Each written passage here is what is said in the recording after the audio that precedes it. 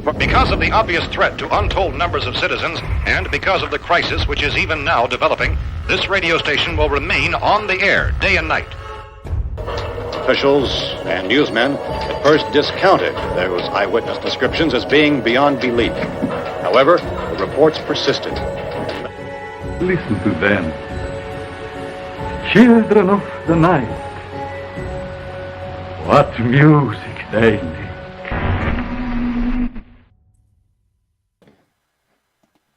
Welcome, everybody, to Boogeyman Radio. I am David. And I'm Charles. And tonight, we are doing something we rarely ever do. That's true. And that's have guests on. I know, I feel like it's almost too far, like, in between. I honestly don't remember the last guest we had. I guess you can count Justin. I would say technically Justin was the last minute guest, but if it was anything... Yeah. Mudgett? Jeff Mudgett? No, it was Pat. Oh, that's right. Pat Fitzhugh. Yeah, for the Bell Witch. It was awesome. Yes. So this will be a treat. I've talked to Connor just a couple times online, and he was gracious enough. I hit him up last minute. Basically, it was today. I was like, you know what? Let's do this. We had another plan for tonight's show, but just the way the weekend's gone, it's just I just didn't want to sit here and try to do a bunch of research. So we've got a really good show that we're planning on for next week. So you guys will get a heads up on what that is at the end of the show. So tonight we are going to be talking to Connor Biddle and India Hopwood from Paranormal Encounters, which is going to be interesting because I did watch. Well, you and I watched the Atchison episode. Yes, it was awesome. The one from McIntyre. Yeah. And then I did spy on the Malvern episode. I had to watch the Malvern one. Yeah, I had more time today. I totally would have watched it today. Like it was there. I had to. That'll be my next episode that I watch. So I'm excited to watch it. So we'll get into that here in a little bit. But first, Charles, how was your weekend? How was your week? My week. Okay, let's see. Pretty standard week. Went back to work. It was pretty crazy this week. The storms thankfully didn't keep us closed, so we were pretty busy that week.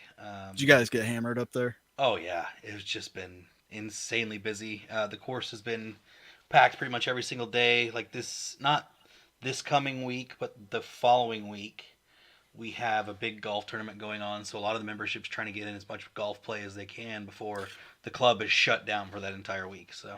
I have to ask you because down here near Bella Vista, Arkansas, like it's retirement community, golf courses everywhere. Mm-hmm.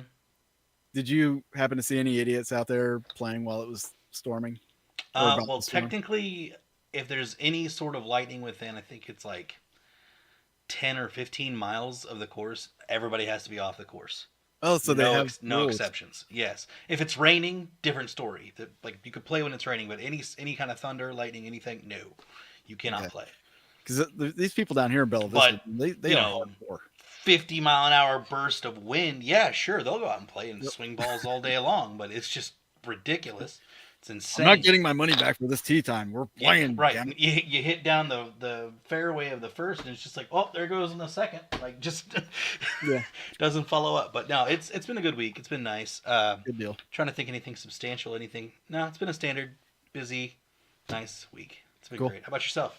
We filmed another episode of Haunting History down at the Stone Line Inn. Last time I was there last month when I went to the Motionless in White concert in Oklahoma City. The stopped there, did a selfie, and everybody was commenting on there. You should go there. You should go there. So we went there. It was interesting. That's about all I got to say about that. Well, that's okay. I don't want to give too much away, but I will say this. They have some heavy ass cats there. You mean like big chunk cats, or what do you mean? They don't look chunky, but they're thick, heavy. So you'll understand when you see the episode. It was kind of funny. Okay, but I'm excited to see the episode.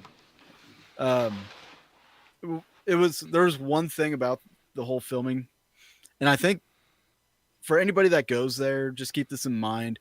I think the neighbors across the street know when people are there filming, and the people that were across the street were sitting on their porch, like just talking loud and hooting and hollering and everything, like they were gonna mess up our investigation.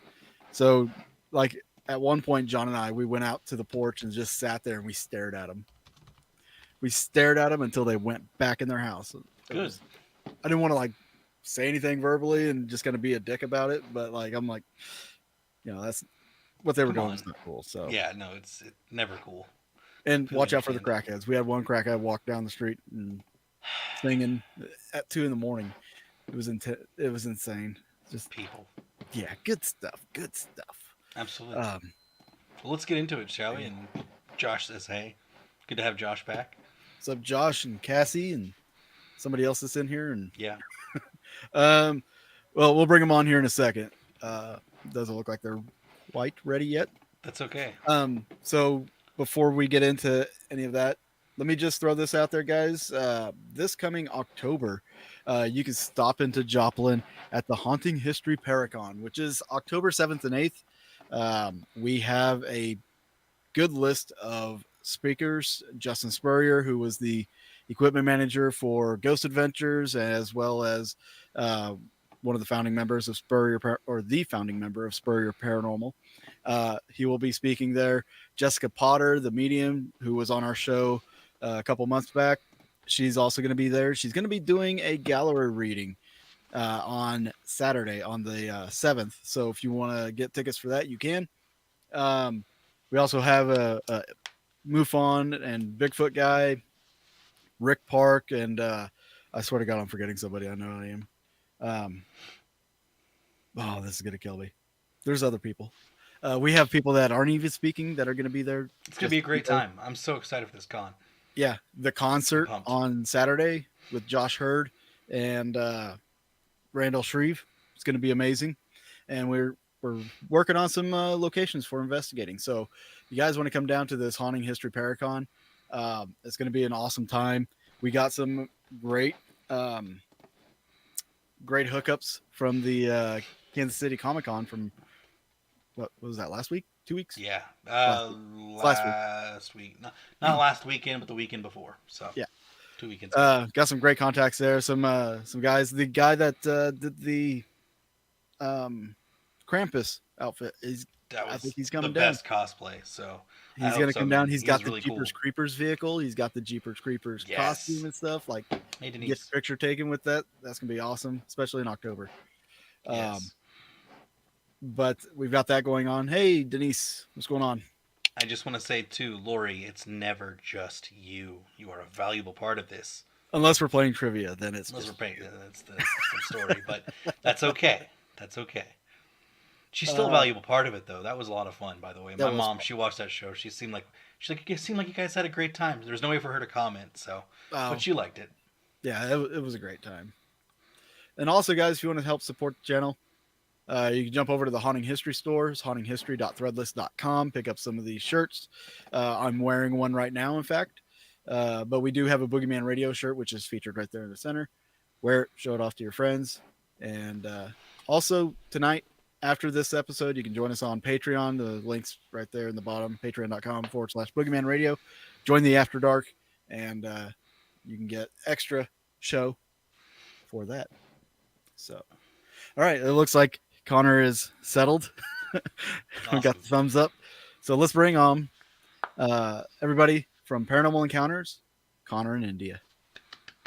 Round of applause. Absolutely. Good to have you guys. Nice to meet you guys. Hey. Thank you for having us. Yeah, thank you for having us. So we're going to do like the stupid repetitive paranormal podcast. And every time somebody has a guest, we have to be like, so how'd you get into the paranormal and all this? You guys want to just run through that really quick, each of you?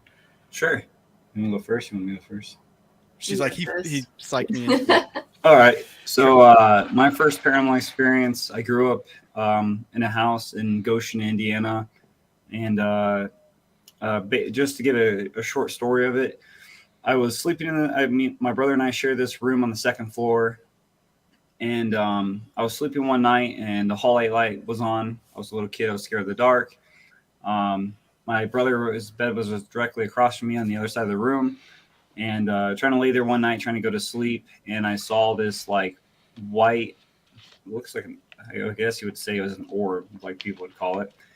Flew above my head and went underneath my brother's bed. It scared me so bad. Ran downstairs, told my parents. They came up and just told me pretty much it was just angels playing. So I never knew what it was when I was a kid. Never really understood it until I went to high school and went to Waverly Hills and had some experiences there. So that's just a quick summary of what my first experience was when I was a kid. So was Waverly your first investigation, basically? Basically, actually, it was my first actual commercial, like, hey, this place is haunted kind of place. That's a hell of a place. That's it right out the gate, man. Yeah, that's I awesome. just went straight to Waverly Hills, baby. That's awesome. That's really cool. I think I saw it on. I might be wrong here, but I think Ghost Adventures had went there because this happened in 2010 is when I went there. So I think it's it's right after they had just went there. I had an interest in going there. So that's actually why I was wanting to go there with my friends from high school. Did you guys have any experiences? Oh yeah, I have a lot of experiences I had there. Yeah, I actually wrote about it in my first book. I wrote about it, a whole entire chapter about Waverly Hills and like what I saw. I actually spoke with what I believe was a guy that they were talking about there. They talked about a homeless guy and his dog would be seen on the property, I guess, and I guess like he fell down this elevator shaft area or something and with his dog and perished. And so I had actually taken photos of this area where you would wait, I guess, before you get your tour inside the building. And when I went back to the hotel room that night with my friends, I looked at my pictures and I literally captured like a dog underneath the piano. And then when I was on I think it's the second floor, it's a shadow hallway or something. I was in the tour and I guess I was talking and being a teenager. And the tour person told me to go walk down the hallway with this guy. And I walked down with this guy and all I remember is it was dark, so I couldn't really see much detail. And he had a ball cap on and like a sort of like a plaid shirt. And I talked to him a little bit on the way down there and I said, "This is pretty creepy, isn't it?" And he's like, "Yeah." Me and him are just doing like little small talk. I get down to the end of the hallway and I look around and he's not next to me. And I'm like wondering, maybe he took off because it's so dark. You took off in a room and they can't see you. The lady in the tour told us to come back down there. And it turns out it wasn't anyone else with me. It was just by myself. And I was talking to a ghost. That's the entire time. It was really freaking weird. The guy was literally solid. I thought he was part of the group. It was really weird. Wow. I had some really crazy experiences in the very get-go. Yeah. Wow. That's awesome. It's rare, what about too. you, India? I got into ghosts when I was really young because I grew up hearing my mum tell me about how she went to a castle in England called Berry Pomeroy Castle, and she saw a woman floating there, and it terrified her. And so I grew up hearing that story, and I grew up hearing other stories from other family members, and just kind of developed an interest in it from there. So your family was pretty open to the paranormal from the get-go? Like they weren't? Yeah. Lots of people have told me different ghost stories that, they've experienced or seen something. Like, I have yet to see a ghost, but I know of 2 family members that have seen a ghost. So hopefully I'll see one day. So what exactly got you into investigating? Did Connor trick you? No. It was my love of ghosts became watching like Ghost Adventures, Ghost Hunters, like those kind of shows, and I always thought I would really want to do that. Yeah. So before I met Connor, I bought a spirit box, and I think I had a K2 meter, and I would just go on like public ghost hunts and stuff. Nice. And then I met Connor, and Connor had already started Paranormal Encounters, and we just decided to do it together. Well, you guys seem to have really good chemistry on the show, even. Like, I know you're a couple, but like just being on camera and everything is people act differently because they're either uncomfortable or yeah. But you guys seem to have really good chemistry on the show. Thank you. We appreciate that. I have to ask, has there been an incident on the show where either of you had been really concerned about the other person, or like during an investigation or anything? Yes, there's been a few times. Yeah. The first time, what did we say, Albans? Were you concerned? Huh? Were you concerned? You don't want me to be, I won't be. So we investigated. I think this was our fourth episode? Oh, yeah, it was pretty early on. It was very early on. It was right before the pandemic started. Yeah, actually, it was right at that point. Yeah. We investigated the St. Albans Sanatorium in Radford, Virginia, and we were. Is it the third floor? Third floor. We were in this room called Rachel's room, and it's about this woman who was who I guess was pregnant, and she had a miscarriage, and she basically didn't want to give up the fetus, so she kept it in a jar on a shelf in the room, and I want to say a nurse, I'm not really sure what they called them around that time, found it, took it away from her, and there's a bathroom that's connected to her room. So she actually committed suicide in the bathroom. It's known as like a bathroom where you commit suicide, I guess. Quite a few patients, I guess, there stayed there and committed suicide in this bathroom. And India was doing, we were trying to do the Estes method. I think this is like our second time we really ever did it. And at this point, and she's sitting there in the room with headphones on, and I'm standing out in the other side of the room, outside of that room, like pretty much the only way to get into that room. And I'm asking questions and stuff, and India screams and makes me drop to the ground because I literally was not having much that was that loud that happened. And I went into the room in there, and India said that she saw something get up next to her and move, which was like kind of crazy because what was funny is at the very beginning, before we even walked inside the building, we did like a thing called a kickoff. We do this in every episode. Mm-hmm. And she said something about one of us will be screaming or something later on that night or whatever. Like pretty much like she was giving herself a premonition of what's going to happen, I guess. So anyways, she had seen something, and then she just started having this emotional, like, I don't know, overload that had happened to her. She just started crying, and I started getting really worried because it was like really weird because she's never cried on investigations before. She's not really like emotional like that. I think I've done it since, have I? She hasn't even cried since on any episode we've been to since then. So, yeah, I'm sorry, my dog. It's okay. Shush. Shush boy. He's a ghost hunter. So she just started crying and stuff. I got really concerned. So we ended up taking her out because she said that she was really concerned about the baby. I'm like, this is really weird, India. Like, what are you talking about the baby? And she's just crying. And, you know, some people think that she was like, had some partial way of feeling what Rachel had felt when she had that baby taken away and when she lost it. So that's like one of the first times we've had that kind of like weird scare, I guess, while filming our show. That's interesting. Now, India, do you feel like you might be sensitive or anything to that nature? I think as I've done more investigating, I've become more open to the possibility of it. I would never call myself like an empath or a sensitive or anything like that. I don't think I have any special abilities. I just think that, I don't know, that experience is really strange. And it was really strange because it didn't stop when I left St. Albans. It went on for about 3 days, and I just cried and cried and cried. And it was like I was grieving. And I've never really experienced anything like that since. So I don't know what that was about. It was really bizarre. So would you say like one of those investigating momentary attachments? Exactly. It seems like it just kind of hit you pretty hard investigating there.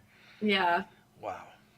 Now, I know Charles, I know he's got some questions about your latest episode. Yes. And I've got some questions too. Shoot for it, boys. But before we get into it, do you mind if I play the trailer for it? Oh, yeah, sure. All right, guys. If you want to check out this episode, it's on Paranormal Encounters on YouTube. It was a great episode. I'm going to play the trailer for it. So here we go. All right, India, we are here in Kansas at the McIntyre Villa. There was a time I knew somebody was in this house. I keep getting this feeling that there's someone standing over here in the doorway. It's kind of giving me like a weird vibe. Did you whistle? No, I heard it. Sounded like it was not there. That's what I heard earlier. That was not me. I think this house could have a lot in store. It seems to be quite active already. Hey, Stephanie. Who is that?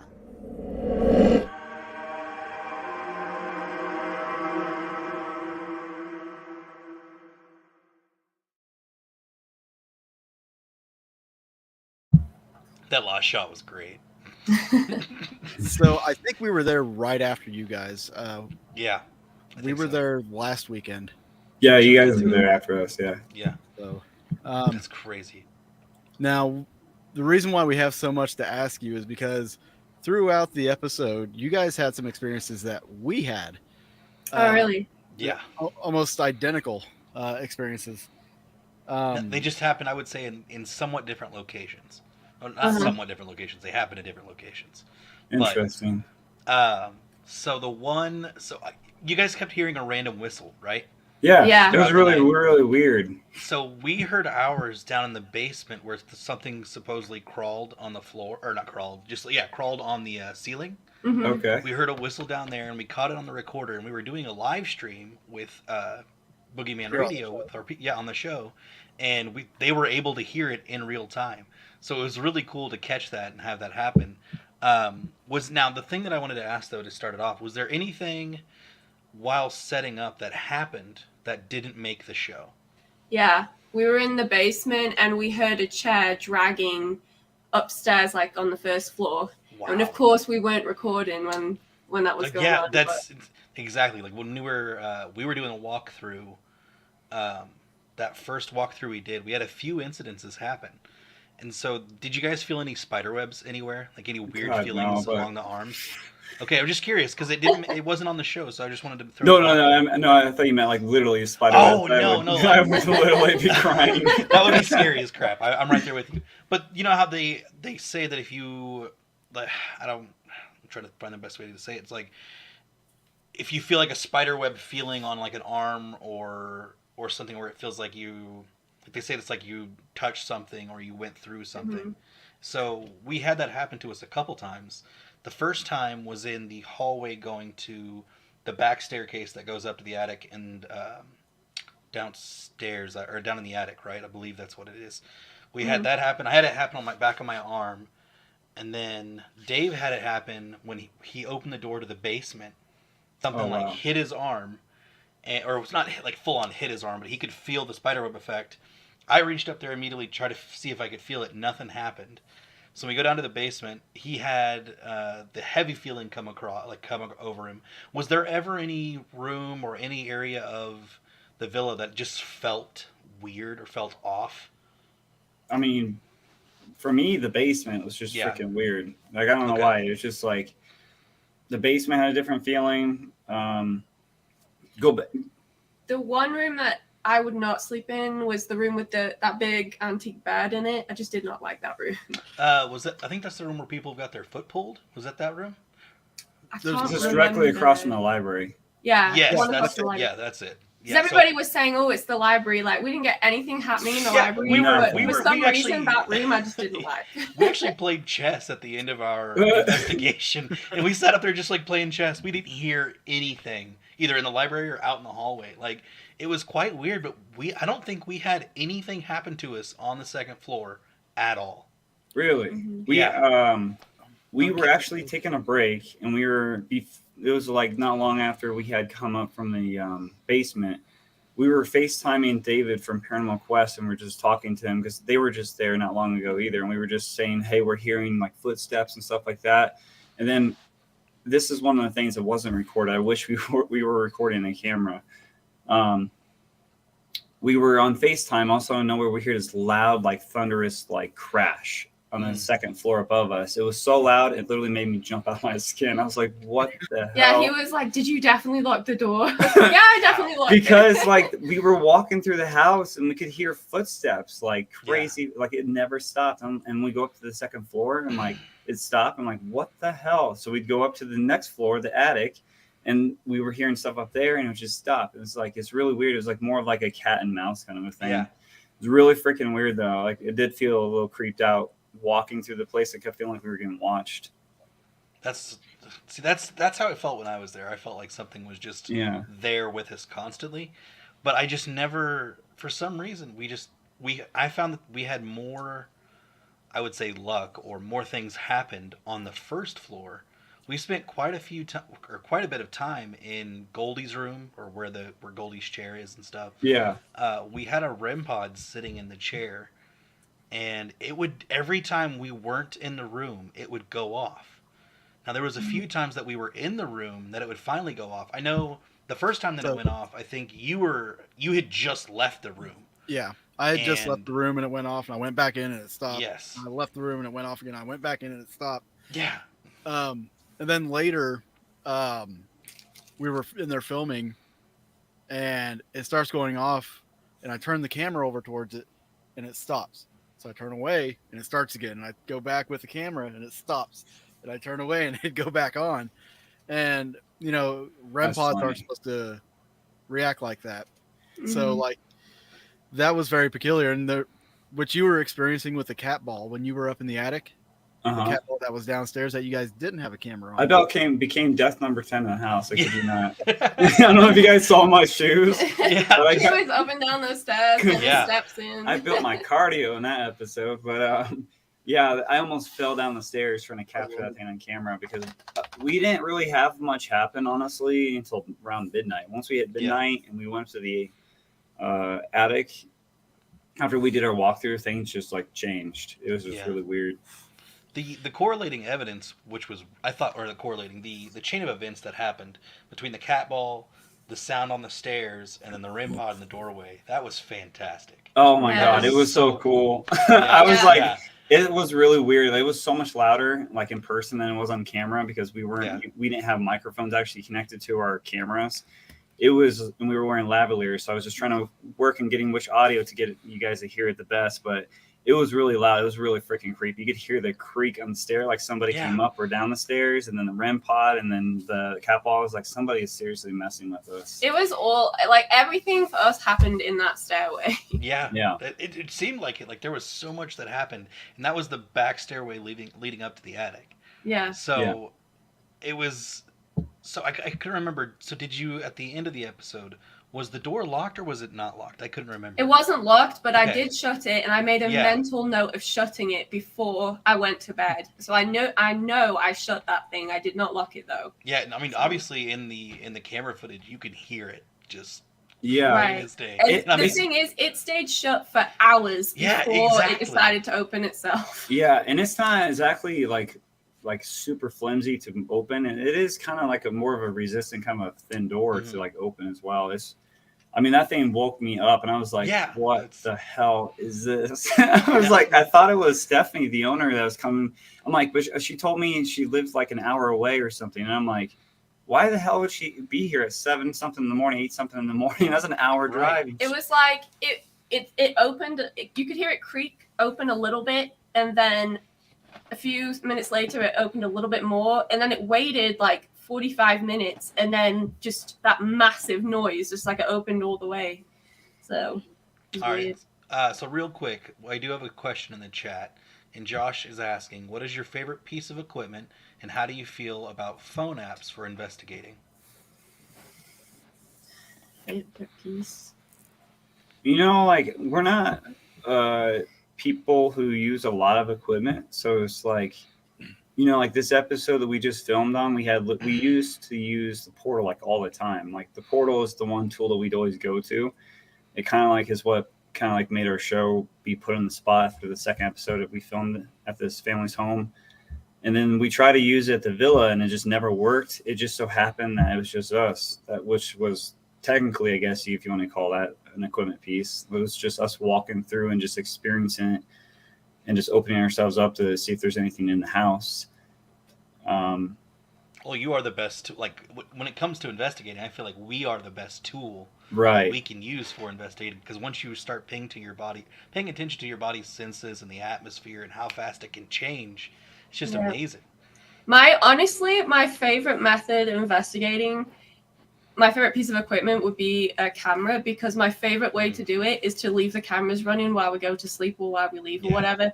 And then I love going through like the hours of nothing to find things like the door opening. So long. Just that one. Just like footage that. that one, or I know multiple things happen, multiple unexplained noises, but I know that sometimes that one piece just makes all that time up. It's so awesome.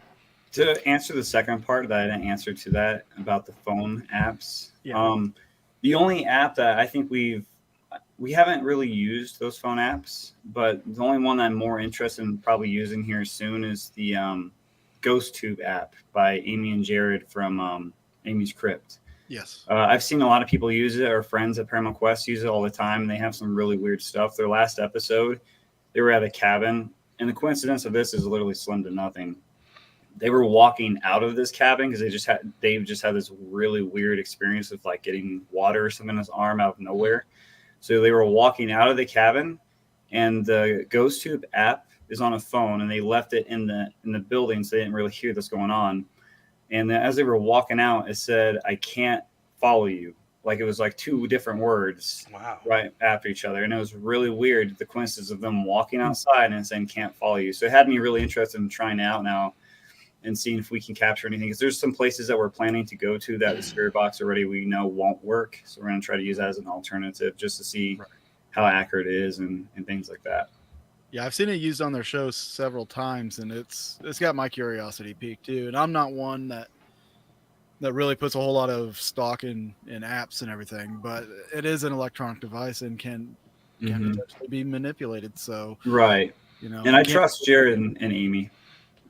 So yeah, we got another question out here from Denise Pridemore.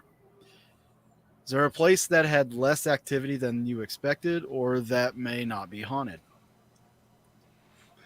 There's been quite a few places that we have actually went to where death and stuff has been associated with that we didn't really capture much at all, that never made into episodes. There were like 3 to 4 to 5 places that we did go to over the summer of 2021 that just had nothing at all. Wow. We had some, what can I say? I think the Blackford jail we went to didn't really have any experiences. That's in, where's that at? That's in Hartford, Indiana. Hartford City, Indiana, I think is what that city's called. But it doesn't mean that it's not haunted. We could have just had an off night. I mean, you can go to some places and get tons of, like, we went to Whispers Estate and had loads of stuff happen, and then my friends went there and they had a really quiet time. So it's just being there at the right time, I think. And I don't think you need to necessarily go to acclaimed haunted places to even have experiences with the paranormal. We've had experiences in our new apartment here. Yeah.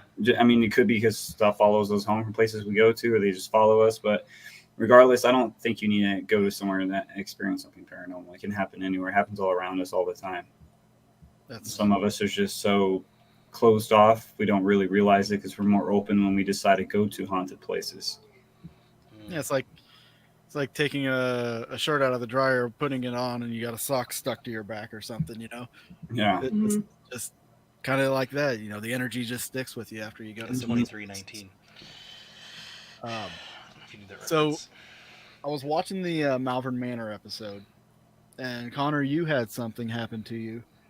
I was gonna see if you wouldn't mind explaining what happened there. Yeah. And also, it's a two-parter. If you could explain what happened there, and also, like, what's your conclusion of it now that it's been so long? Looking back at it, how do you view what happened to you? Okay, so we were on the, I guess you call it the second floor of Malvern Manor. Mm-hmm. And I don't know I can't remember the rooms names. We were down the hall in this one section of the second floor, and we were doing pretty much the Estes method. We were doing it with Richard Estep, Sarah Stream, and Josh Hurd. We were investigating in that hallway, and I was the guy underneath the headphones answering questions. And honestly, mine was the longest, I guess, of doing this. India was underneath there for 20-ish minutes, and I guess mine was like 40 to 50 minutes. It didn't feel like that. It felt like it was 4 to 5 minutes. I was just sitting there. I mean, I don't really honestly remember much. It's not that I don't remember that night. I just don't remember exactly what exactly had happened. I just remember sitting there in the headphones, and I like to try to clear my mind, I guess, more like not meditate so much, but just try to open my mind more when I'm sitting there and doing it. So I'm sitting there and I'm just staring at the ground, and I'm listening to the static, and I'm focusing on the static that's coming through my ears, and I'm just spitting out whatever I'm hearing that comes through the spirit box. And I felt, I'm just trying to recall this as best I can. I just felt like fuzzy, I guess you can say. I started feeling fuzzy. And I started feeling like I was drifting to sleep, sort of. It's really hard to explain because I've never had this experience before. But I guess what happened was, India, I need some help here. It's hard to remember everything. He was shaking and sweating and looked really pale. So luckily we had Richard with us. Couldn't stand either. I remember I couldn't stand. Paramedic, yeah. So he was like checking him out, and he looked concerned. And they had to pick him up and like help him get outside. And then he was okay after you sat outside. Physically remove you out of the premises. Yeah, they took me outside on the porch and gave me a bottle of water, and I felt fine about 10-15 minutes after doing that.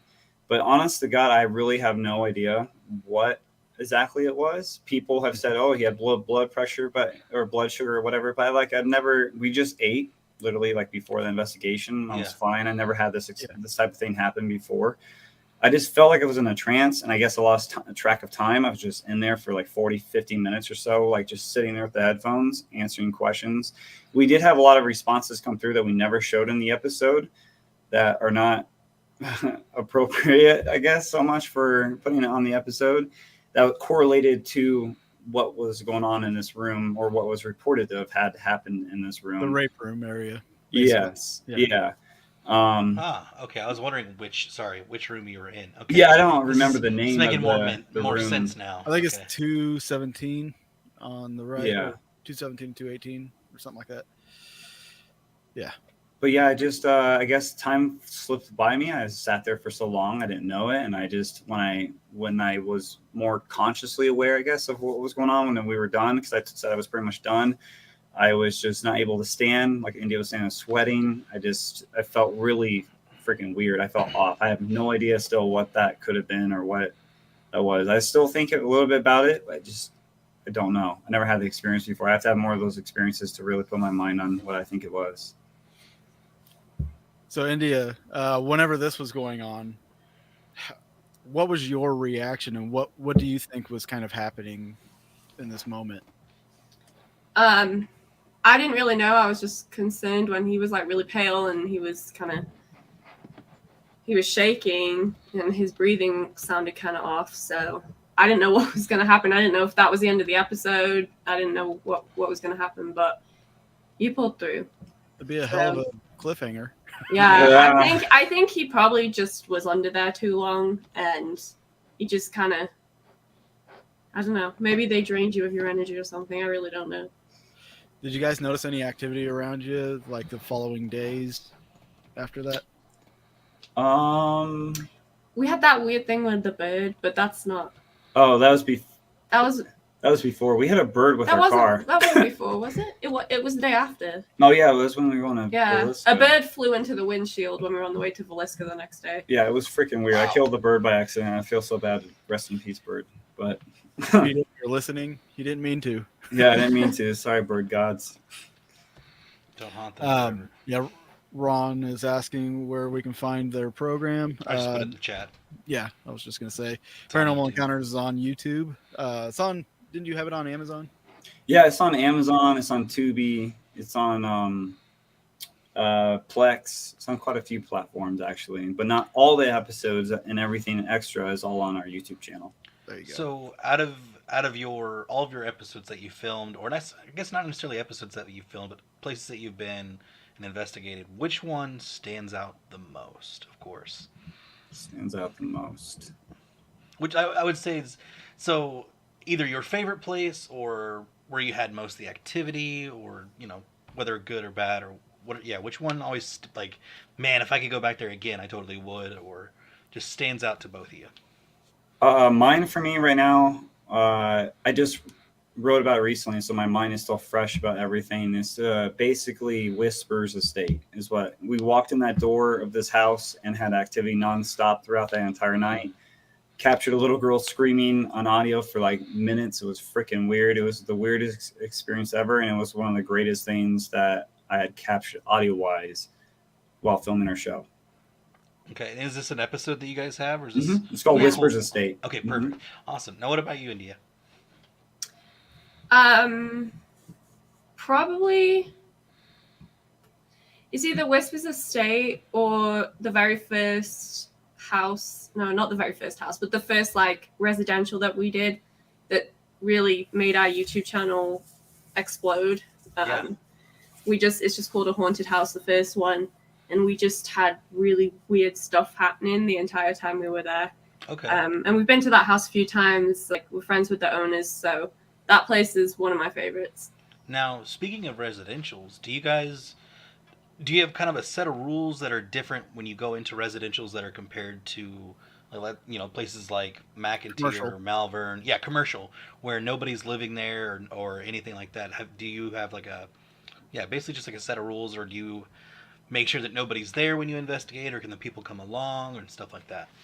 To be straight with you, we haven't been to any other residentials ever since that house in South Carolina. We've been there. We were there 3 times, but I think if we were to do another one, we'd be fine with the owners being there. I mean, it's their house, so if they want to see what's going on, that's fine with us. Yeah. Okay.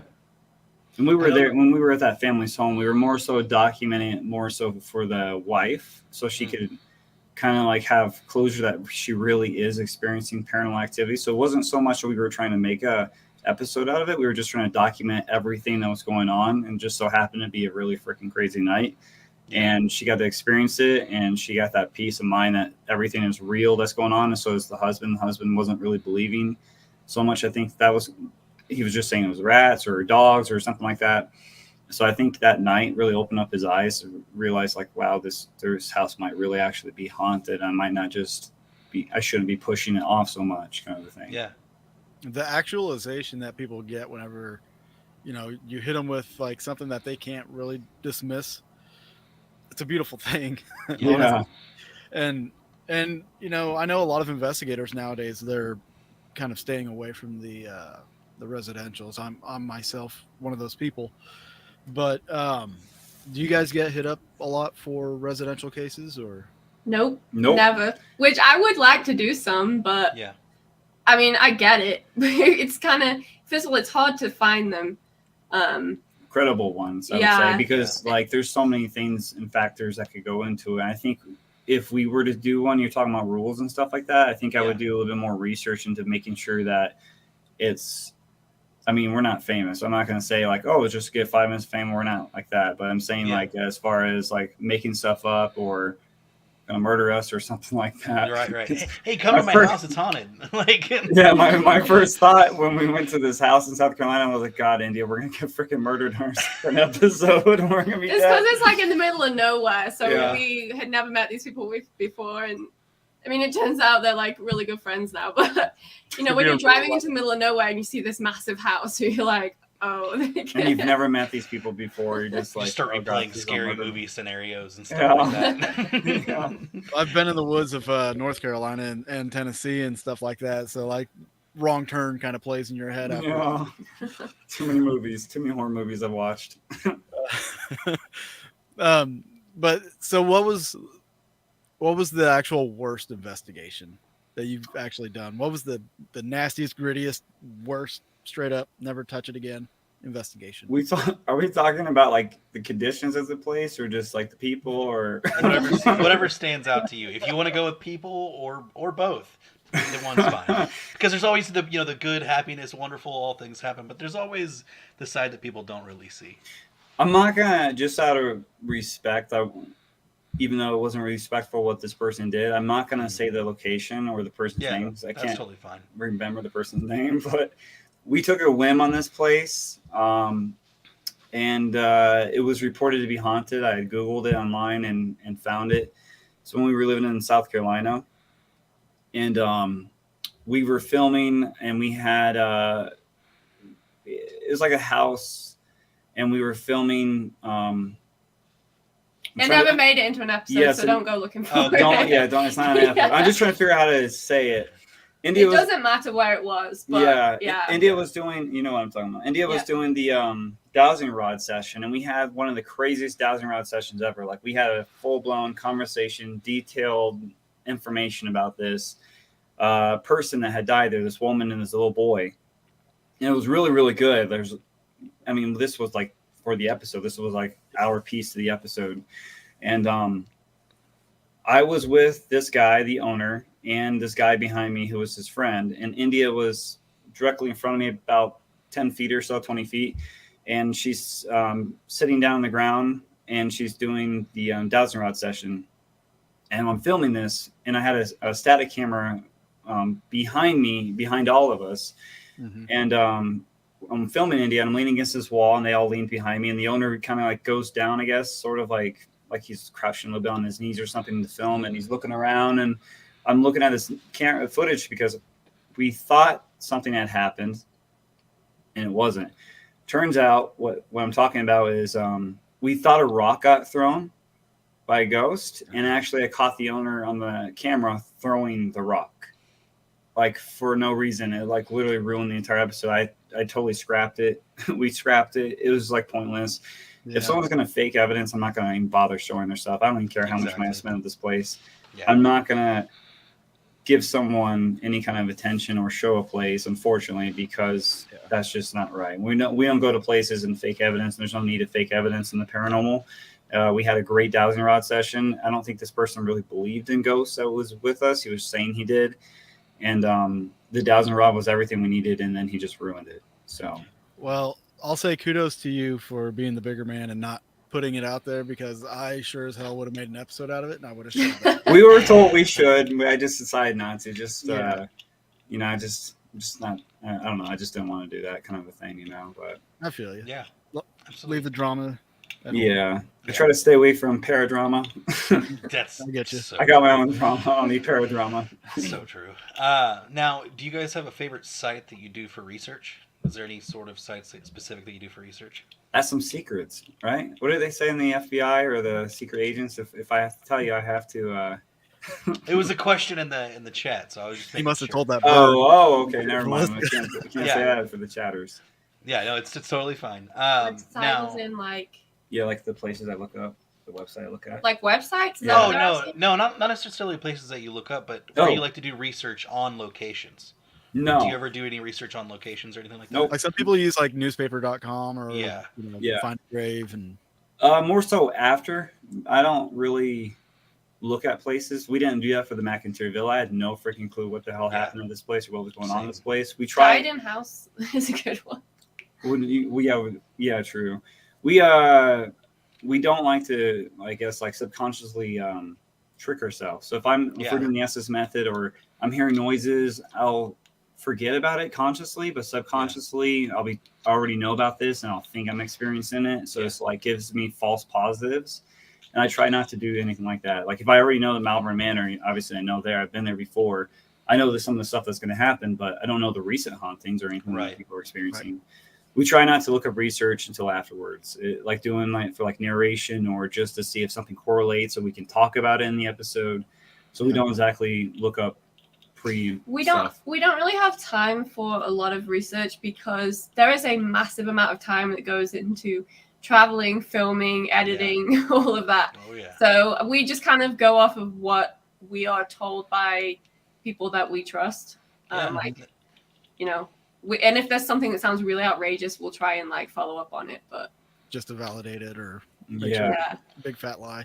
Well, right. I like that because it makes if anything does happen, it makes it more authentic. I feel like for yourself than like what you said, where if somebody told me that this happened and I experienced it, it's like, how do I know I truly experienced it, or if I'm just right? And it to me, it makes it super exciting, like a kid opening a present on Christmas. Like I go home, we have like a door open on camera and I have no idea about it. And they talk about it in the interview and I capture in camera. I'm like, holy crap. Yeah. You know what I mean? Like it makes it more fun to experience something like that, I guess. Absolutely. So what was your first initial reaction? Like, I know when you were on the staircase, you were at McIntyre, sorry. When you were on the staircase, you were super excited about that ball lighting up. Did you guys ever, like, you noticed that those were literally all over the place, right? Yeah. Like, they never once went off at all. Yeah. On our static cameras at all. India looked through the entire footage, not once. That thing never freaking went off at all. It only went off that when you saw it on the show. That was it. That was the only time they ever went off. I even stomped around it. We touched the counter. We banged around the counter. Like, it never freaking went off. I was like, this is so weird. So like, that's one more thing that I wanted to share. It is correlating. I did have one of those balls go off for me, but it was in Goldie's room, but the room behind it where the restroom is, you know what I'm talking about? That room. I was sleeping on that couch, and I woke up randomly like at 6 a.m, I think. I lost track of time. But I was looking at my phone, just kind of doing my thing, and I look up, and the ball's lighting up that's on that table for no reason. Wow. Dave's asleep in the next room, in Goldie's room. And so I'm just there like, okay, I'm not moving. So the ball lights up. I have my phone in hands, like, screw it, I'm going to record it. So I started recording it, and a few times it turned off, turned back on, and I'm completely still. And then the next morning, when Dave got up to wake me up, I told him exactly what happened. And he went over there, hit the table, hit the pan that the skeleton hand was on, that the ball was sitting on. Never once went off. It only went off when he actually picked the ball up. Shook it. Yeah, he picked it up and shook it, and it finally went off. So this ball was sitting there the entire time, and it turned off and on about 3 or 4 times that I got it on camera, and I was like, whoa, this is really cool. That's what I liked about the villa, was like, it was very unpredictable. I even told India at some point, and I said, that's just how the paranormal works. It happens basically when you least expect it, and that's literally what was going on. Like, I mean, I about died running down the stairs just to even get on camera, because nothing else was happening at that point before that besides hearing noises. Yeah. Well, and those Estes sessions were really cool too. It seemed like there were some really good, like how she was in Goldie's room doing the questions, and you were on the couch, and then just like there were sounds happening literally on that staircase. Oh yeah, or right in that doorway. And I didn't realize this too until I was actually in the editing process or so. I was just like, it sounds like actually it's basically telling me that it wants us to go up the stairs, the second floor, because I heard the creaking, and where I heard the creaking from, you can't see in the camera, but there's a doorway that goes to that staircase up to the second floor. And the second time was even louder. I think it was more so just to get my attention, I guess, to really say, hey, I'm standing here, or I'm over here, go up the stairs. Because India kept saying 2. I'm like, what the hell is she saying 2 for? What does 2 mean? You want to go up to the second floor? So I was putting 2 and 2 together, and I was like, oh, wait, second floor, like 2. Like, obviously, it makes sense. Yeah. So it was really, really cool. I had a lot of fun investigating that place. It seemed like that's where most of the stuff that you guys had, I feel like, was just either on that staircase or that second floor, was just a hotbed of activity. Mm-hmm. Aside from when you were in the basement and you heard the thing above, that was really neat too. So yeah, I actually went in the basement by myself, funny enough, to even try to speak with Jack, and Jack never spoke with me. I was kind of upset. Yeah, we didn't have much luck down there either. I mean, the first of the night we did. The first of the night, yes. It was, so we went down there, and so we were walking around. He walked into another spider web in the room where there's something crawled on the wall, or crawled on the ceiling. And he was just like feeling around. So I started feeling around, doing my thing. And I didn't really feel anything like kind of in the middle of the room. But when I reached up towards that light fixture up on top, I didn't touch the light fixture. But for some reason, my right hand, it just felt like half of my hand went into like an electric socket. It was so weird. Oh, wow. Like, yeah, I the best way that I could describe it to people when I was trying to before is just, it felt like what would be like electricity, or like it was like static going through half of my hand. So it was like my hand went numb, but it wasn't numb. I just felt like a weird like buzz sensation with like an electric jolt, and it was just.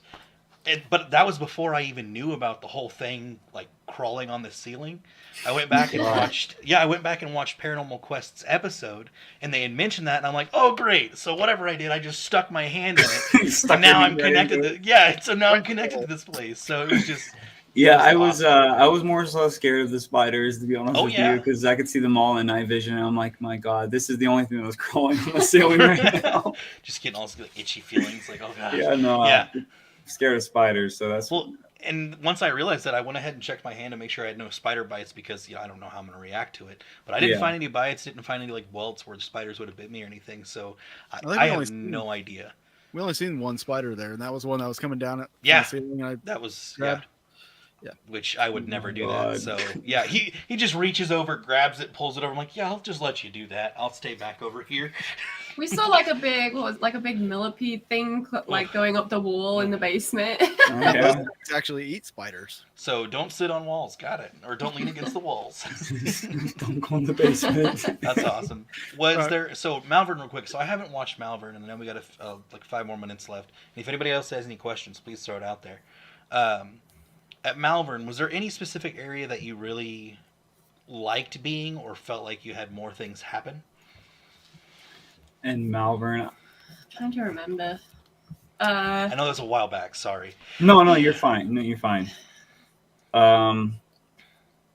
We had some interest in. Is it Gracie's room? Is that her name? Gracie? Yeah. We had some interesting responses. No, I think about it. Yeah. On the portal there, like, she said Josh's name, and then we had a woman coming through and said something like, "I like cookies" or something like that. It was really weird. It was so clear and so weird. I really wanted to go down that set on the first floor. That I don't know the nurse's wing hallway. Where you pull back that blanket.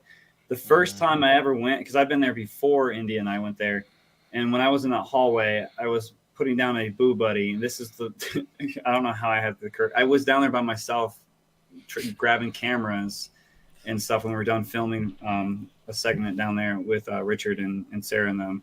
And I really wanted something to happen again. I had experience on that. I had a boo buddy in my hand, and I was literally right at the doorway, and I was putting it down on the ground. And as I put it on the ground, I was bending over, and I looked up, because I heard something literally run towards me. And I looked up, and there was nothing there. It stopped as soon as my eyes looked down the hallway. It was the freakiest shit ever. I was like, what the hell?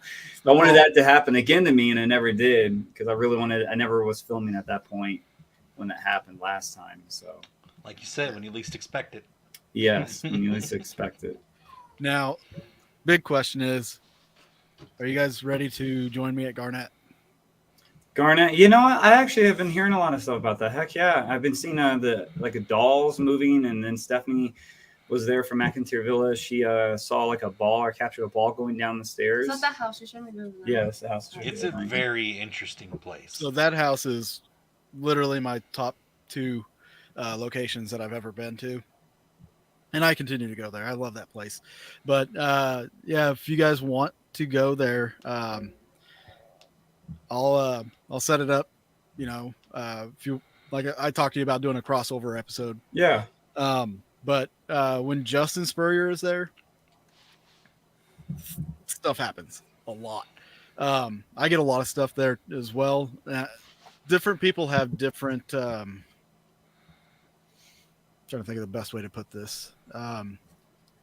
Different people have different levels of activity happen around them, and now if Rob, no offense to Rob, because Rob's a good guy and everything, he's one of the owners. When he's there, nothing happens. If he leaves, everything just, it's like a party. Everything turns on. So if we do the crossover episode, I'll talk to Justin and have him out there as well. The stuff that you'll experience out there it's uncanny. It's it's remarkable.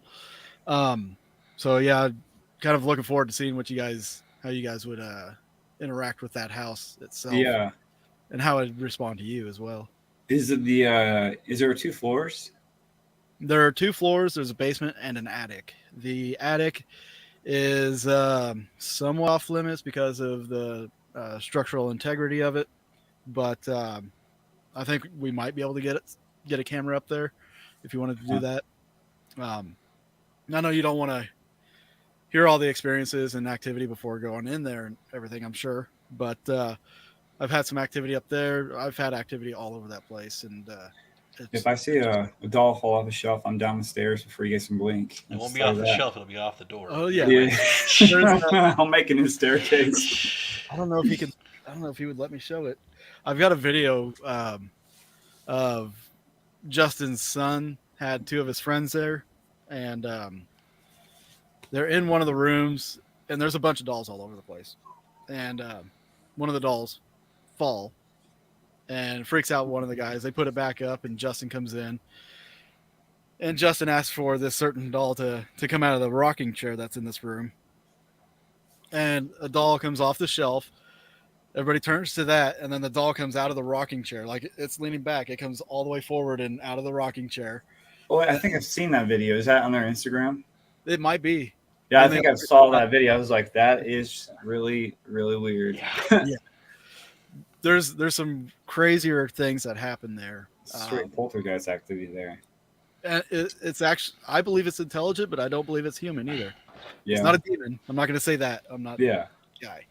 But I've heard it several times. And there's some things there that are pretty fun to play with. And they will play with you. But we definitely got to get you out there. Yeah. Very, very interesting. I can't wait to get back out there too. It'll be really interesting to go again. And when Justin's around. So let everybody know where they can find your stuff. I know you got some books out on Amazon, audiobook and regular reading and ebooks. Yeah, Amazon released my new book's audiobook way too early, so I just kind of ran with it. Yeah, they can watch the full episodes to our show on youtube.com/paranormal encounters, or you can type in the search bar on YouTube Paranormal Encounters and you can find all of our episodes. We have a whole playlist of them. You can read the books. I've wrote a book series about the show, how it started, my first experiences, some of the stuff I talked about in the beginning of the show about Waverly Hills. Mm-hmm. I actually saw a ghost, and I wrote about it. I saw it at Edinburgh Manor. It has its own chapter, wrote about it as well. The book series is called Life with Paranormal Encounters. There's 3 books. The brand new book is called The Walls That Scream, which is based on Whisper's Estate, the one we talked about earlier about all those crazy experiences we had with hearing a little girl scream and stuff like that. Those are also on Amazon, Barnes & Nobles and stuff. The new book comes out May 9th. And if you want to see us in person, we'll be at the Haunted America Conference next month in Illinois. Alton, Illinois. Yeah. June 24th and 25th, we will be at that place. So if you want to meet us and make fun of us, make fun of me being scared of spiders, you can go and meet us there. I would definitely do that. I'm that kind of guy. It's okay. I accept it. Hey, October, you guys are more than welcome to come out to the Haunting History Paracon. Oh, heck yeah. It's a 2-day event. I'm going to do something Halloween anyways. You guys will probably see some familiar faces. Josh Hurd will be there. He's performing. So you guys are more than welcome to come out. Okay. Thank you. You got anything you want to add there, Charles? No, it's been great having you guys. It's been really nice to meet you guys and talk to you. Thank you. Yeah, thank you for having us. Really appreciate both of you. It's been really fun. This is the first podcast we've done in a long time. So nice. Feel honored. I appreciate you guys doing this last minute too. So no, man, it's no big deal. And thank you for not asking the hard questions. Oh no, we softballed it. If we were doing the Patreon, we'd probably get into some deeper questions and yeah. But that's going to wrap it for us, guys, tonight. If you want to see more of our show, jump over to the Patreon. The link is patreon.com/Boogeyman Radio. Join the After Dark, and you get access to the after show, the After Dark.